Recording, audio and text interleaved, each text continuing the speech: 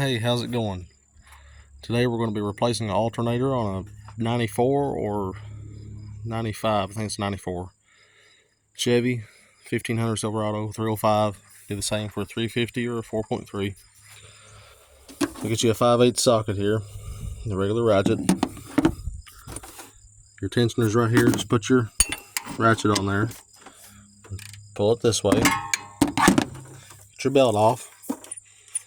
The reason I'm replacing mine is because this stud here is broke out of the back. Just sticks in there.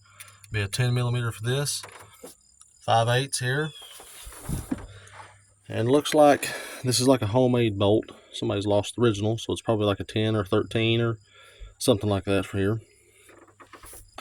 I'll get right back to you as soon as I get them bolts out. Okay, after you get your back bolt, your front bolt out, and this is a 10mm, take your power wire off. There's going to be a plug in right here.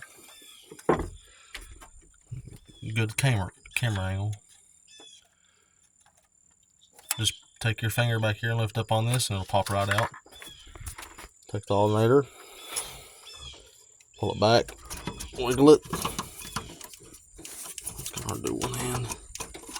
And it comes right out.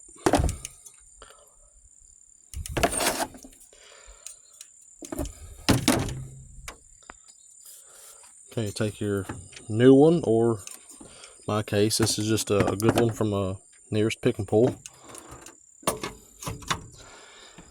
Slide it back down the groove. Get your long 5/8, start it. Take your other bolt here, start it, hook your wire back up, plug in, put your belt back on with this 5/8 socket, same size as the back bolt. Put your belt on, you're good to go.